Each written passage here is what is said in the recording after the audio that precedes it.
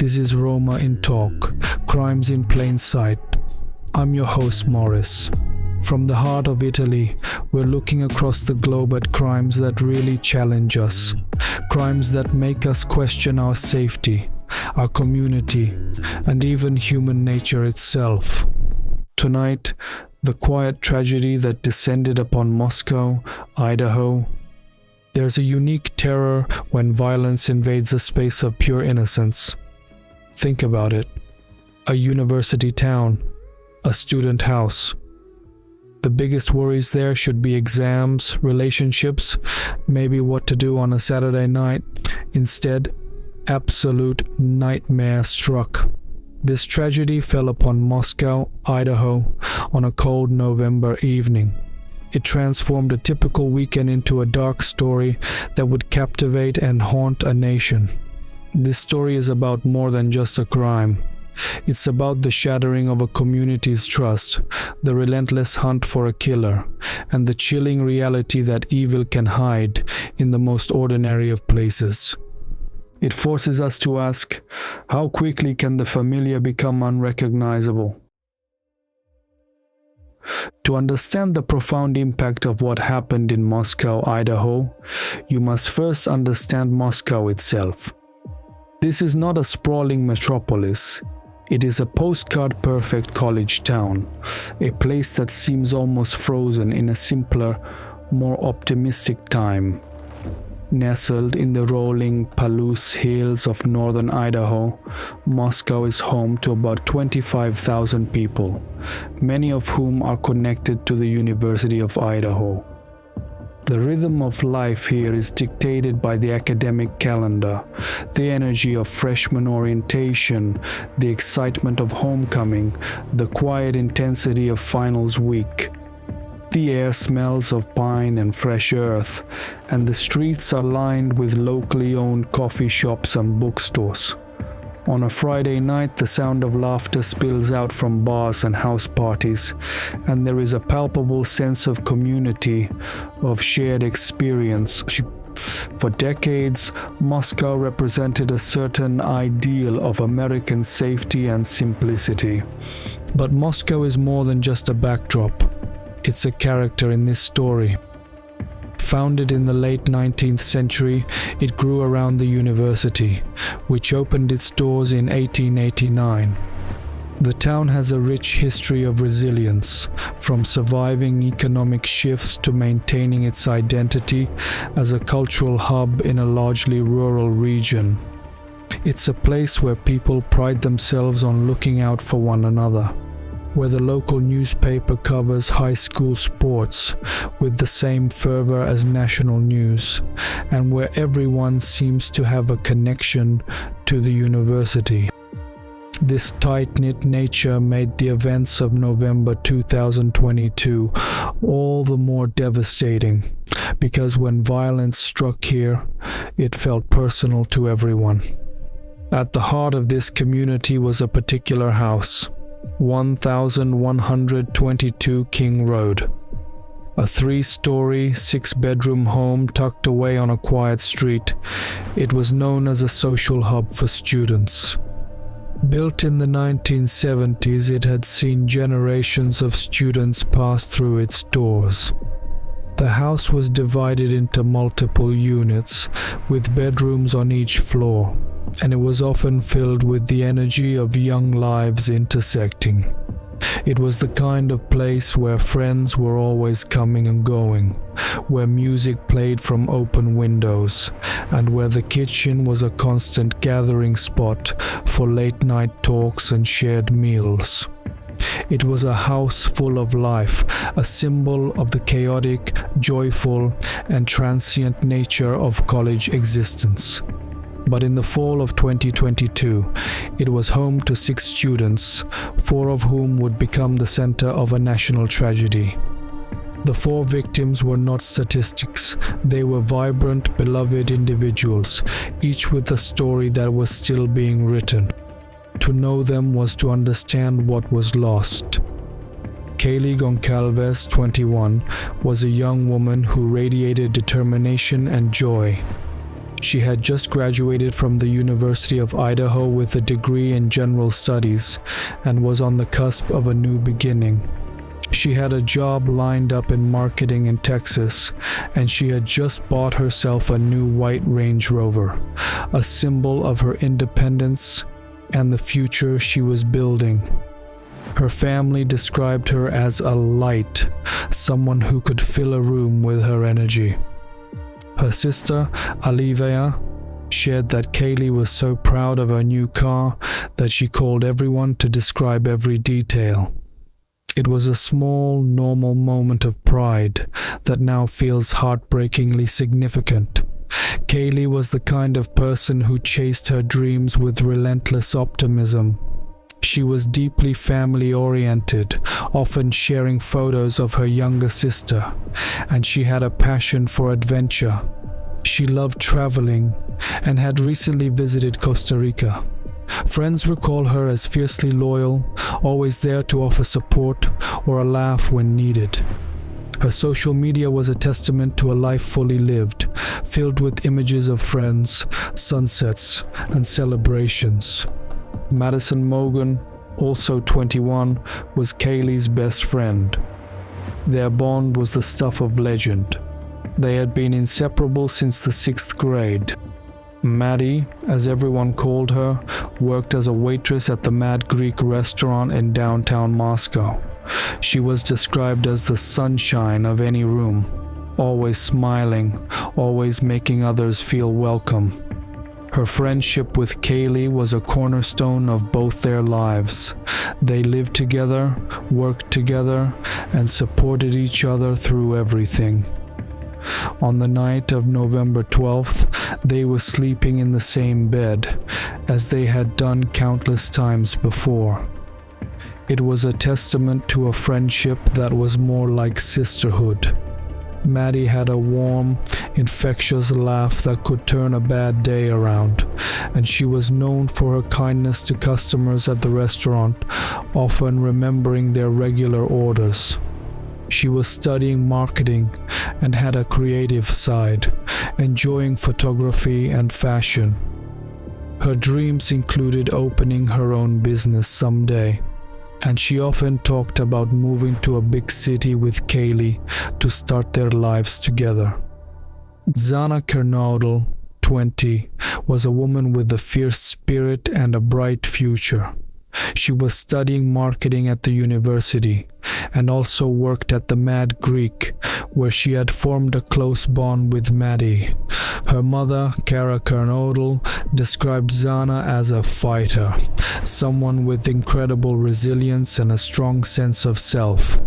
She was deeply in love with her boyfriend, Ethan Chapin, and her social media accounts show a young woman fully immersed in the joys of college life, friends, laughter, and the excitement of discovery. Xana had a tough exterior, but a heart of gold. She wasn't afraid to speak her mind, but she was also incredibly caring. She loved hiking in the Idaho mountains and had a passion for music, often sharing playlists with friends. She came from a close family in Arizona, and she FaceTimed her mother regularly, sharing updates about her classes and life in Moscow.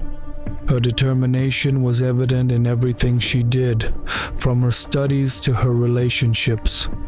Ethan Chapin, 20, was a triplet from a close-knit family in Washington. He was the kind of person everyone liked, tall, athletic, with an easygoing smile that could put anyone at ease. He was studying recreation, sport, and tourism management, and was a beloved member of the Sigma Chi fraternity. But more than anything, he was devoted to Xana. He had spent that Saturday night with her at a party at his fraternity house before they returned to the house on King Road. Ethan represented the best of college life. He was kind, popular, and full of potential. As a triplet, he shared an unbreakable bond with his brother and sister, and they often visited each other.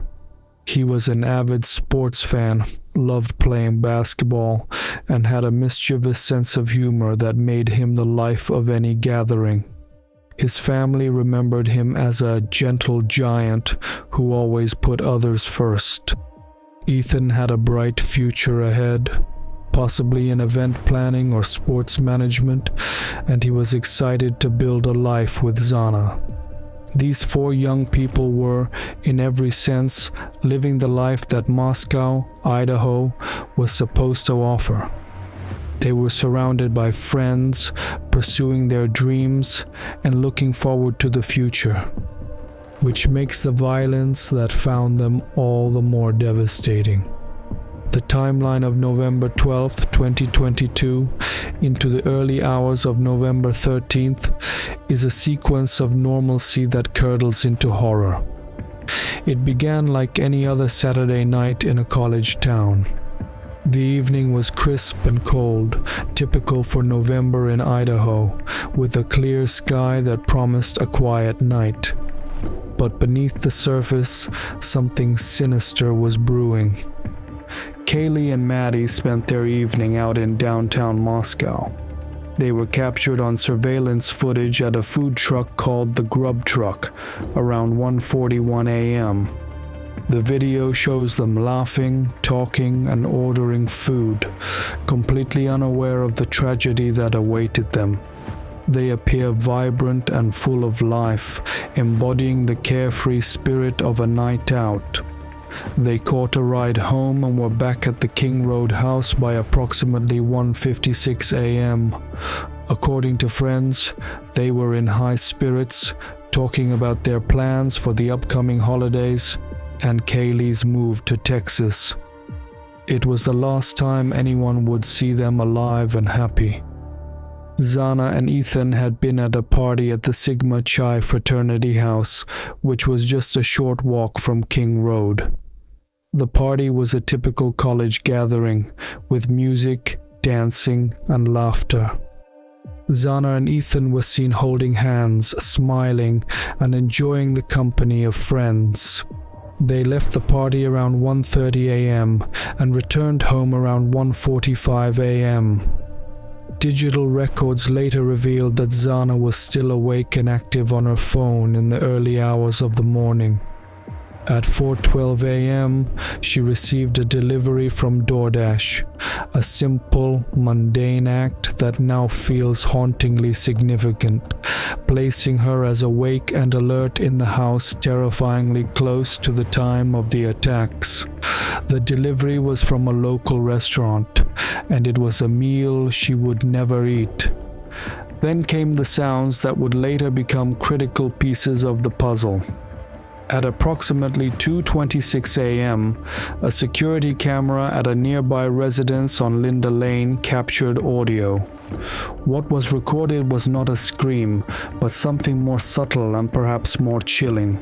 A whimper or a cry followed by a male voice saying something like, "It's okay, I'm going to help you."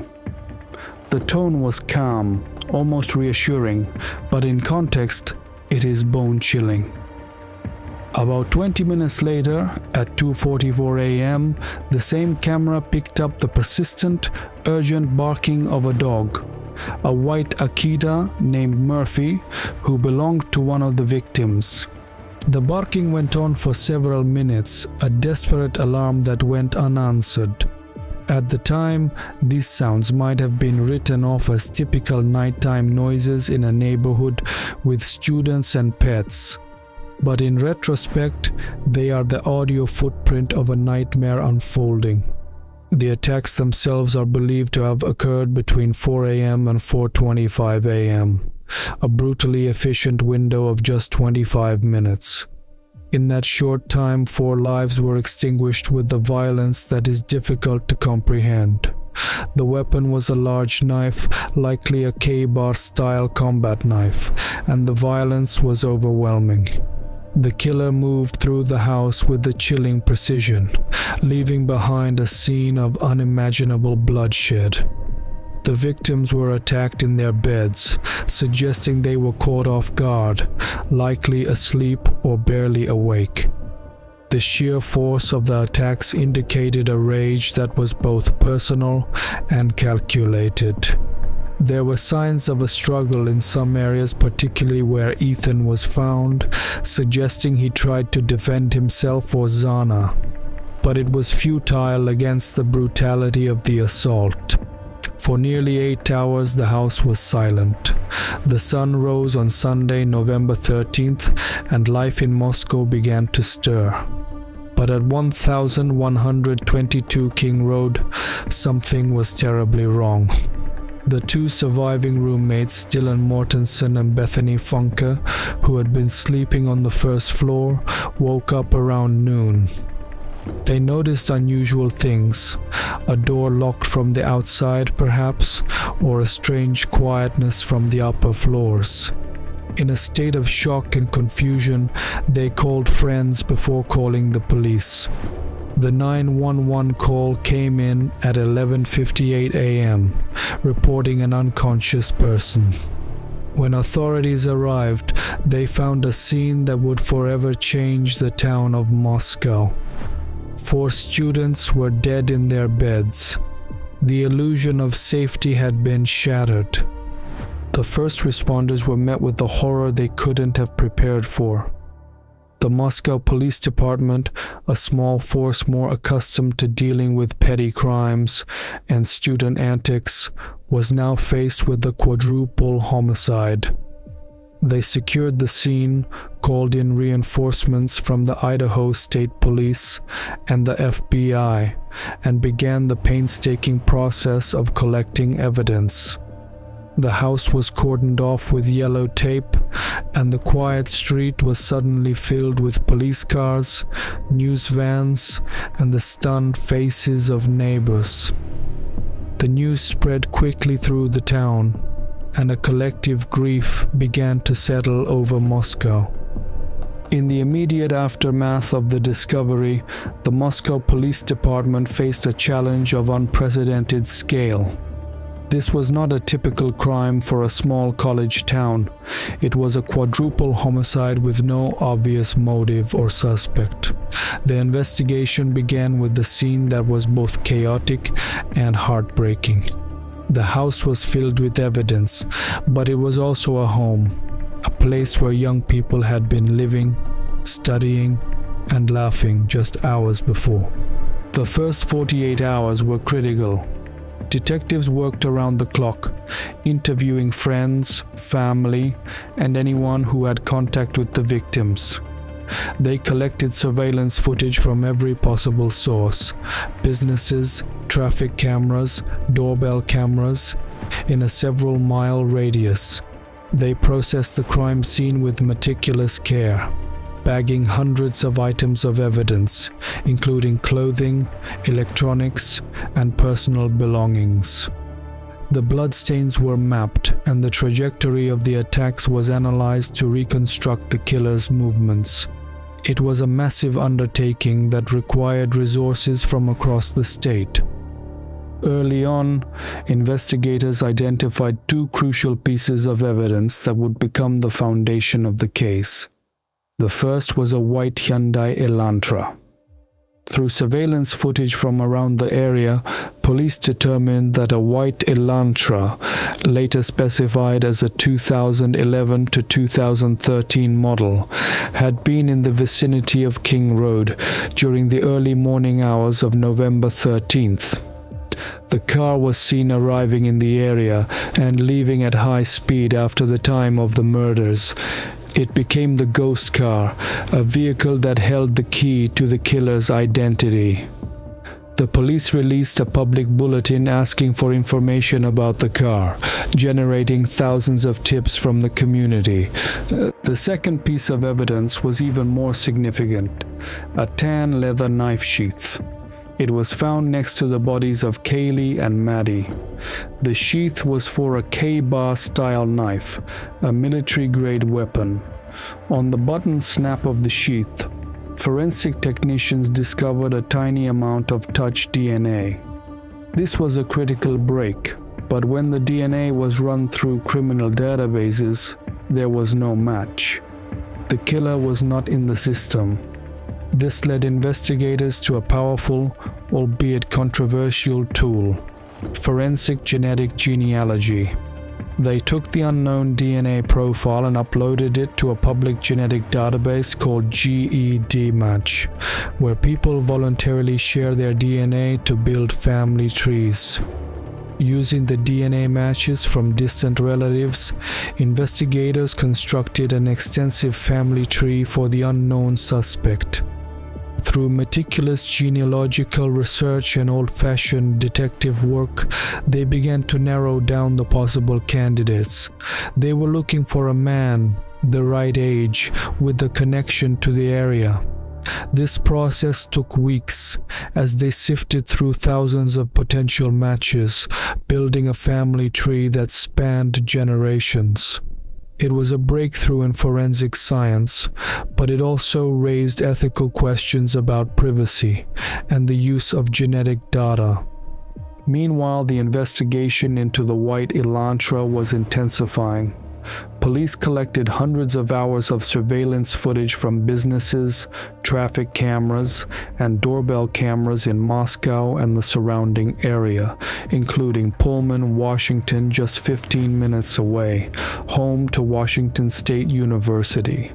They painstakingly pieced together the car's path, tracking it from Pullman to Moscow and back during the critical time window. The car's movements were erratic, circling the neighborhood, slowing down near the house, and then speeding away. This suggested the killer was familiar with the area and possibly stalking the house beforehand. But as the real investigation progressed, a parallel drama was unfolding online. In the vacuum of official information, the case exploded on social media. Platforms like TikTok, Reddit, and YouTube became breeding grounds for speculation, conspiracy theories, and armchair detectives. The food truck video was analyzed frame by frame, with wild theories about every person in the background. The victims' social media profiles were scoured for clues, and their posts were twisted into ominous signs. Innocent people were accused. Kaylee's ex-boyfriend Jack Ducour was harassed relentlessly. The two surviving roommates faced vile accusations. Even university professors were targeted. This digital witch hunt created a nightmare for law enforcement, who were flooded with thousands of false tips and had to spend precious time debunking rumors. It was a stark lesson in how the digital age can hinder justice, causing real harm to innocent people while the search for the truth continued. For the community of Moscow, the online chaos was a secondary trauma.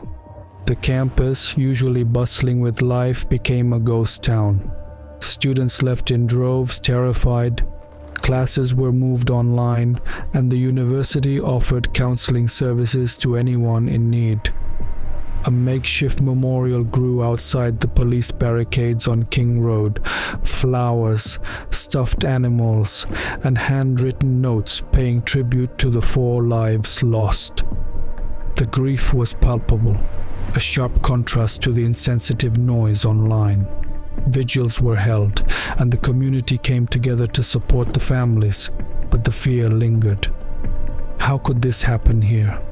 Who could do such a thing? The questions hung in the air, unanswered.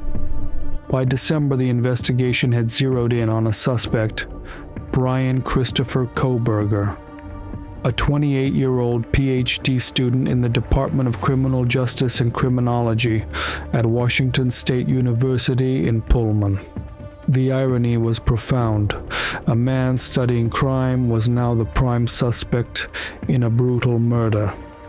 Kohberger was an enigmatic figure. He had grown up in Pennsylvania and had a background in criminal justice. He earned a bachelor's degree in psychology from DeSales University and a master's in criminal justice from the same institution. His academic work focused on topics like criminal psychology and the perception of emotions in criminals, a fact that made his involvement all the more chilling. How could someone who spent his days analyzing criminal behavior allegedly commit such a crime? Was it a twisted form of research? A desire to test the system he was studying? The questions were endless and unsettling. Those who knew Kohberger described him as intense, driven, and sometimes awkward. He was a teaching assistant at WSU, and students recalled him as strict and aloof. He had few friends and kept to himself, often spending long hours in the library or his apartment. He was known to have an interest in true crime, and even participated in online forums discussing criminal cases. In hindsight, these details painted a picture of someone obsessed with the very subject he was now accused of perpetrating. The evidence against Kohberger was circumstantial but formed a compelling mosaic. The DNA, the touch. DNA on the knife sheath was a match to Kohberger. Investigators confirmed this by obtaining a sample of his DNA from a discarded item, likely from his trash. This was a key moment. The DNA link was the strongest physical evidence tying him to the scene. The car. Kohberger owned a white Hyundai Elantra, a 2015 model that was visually nearly identical to the 2011 to 2013 models initially sought. Surveillance footage placed his car on the route from Pullman to Moscow and back during the exact time frame of the murders. The car was seen traveling to the area around 2:44 a.m. and leaving at high speed around 4:20 a.m. The phone. Cell phone data showed that Kohberger's phone had been in the area of King Road on at least a dozen occasions in the months before the murders, always late at night or early in the morning, a pattern that suggested possible surveillance. Most damningly, on the night of the murders, his phone was turned off, or in airplane mode, from 2:47 a.m. to 4:48 a.m., precisely covering the window of the attacks. It was turned back on later near his home, suggesting a deliberate attempt to avoid detection. The witness.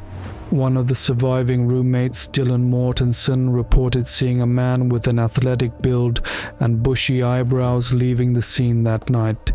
The description matched Kohberger. She told police she opened her door after hearing noises and saw a figure dressed in black walking towards the sliding door.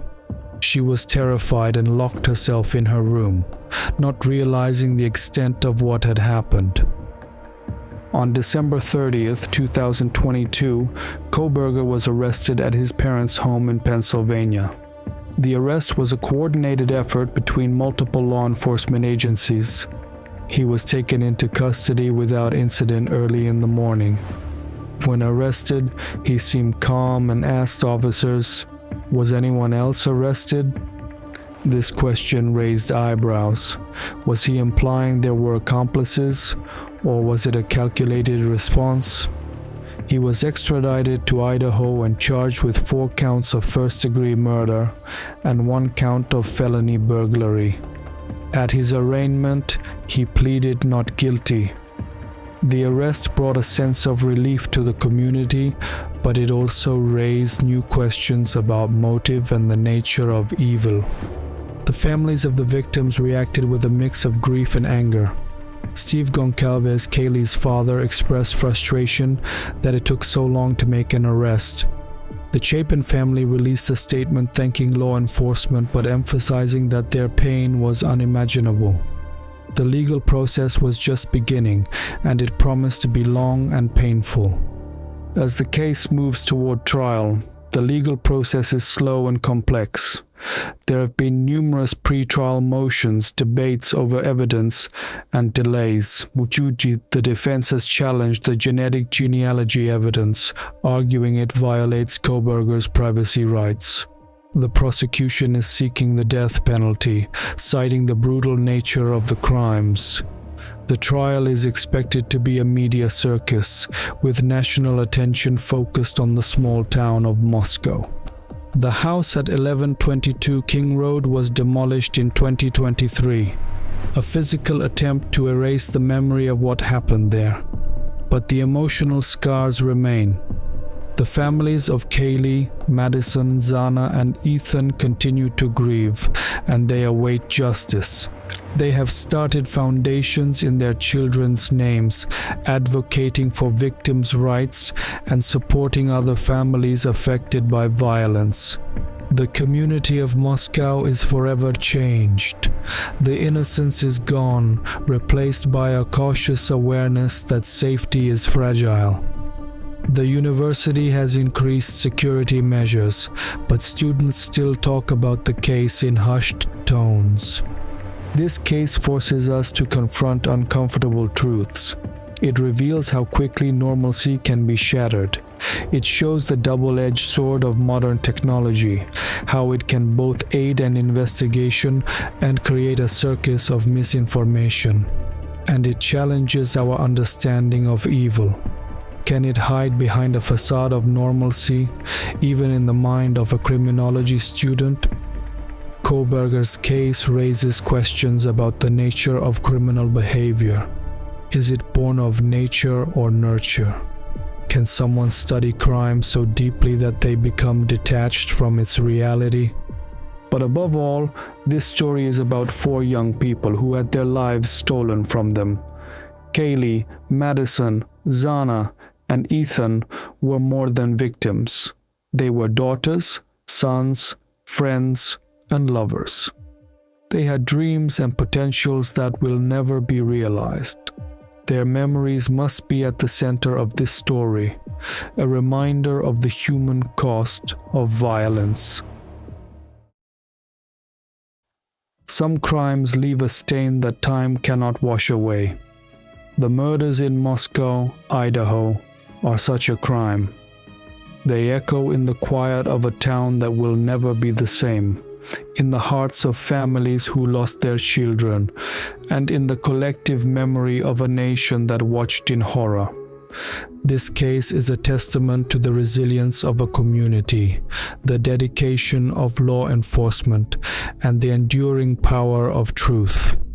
But it is also a warning that darkness can find its way into the brightest of places, and that we must never take our safety for granted. As we continue to follow the legal proceedings, we remember Kaylee, Madison, Xana, and Ethan. We remember their laughter, their dreams, and the light they brought into the world. Against the darkness, their memory is a beacon. Thank you for listening to Crimes in Plain Sight. This is Morris reminding you to hold your loved ones close and to never stop seeking the truth.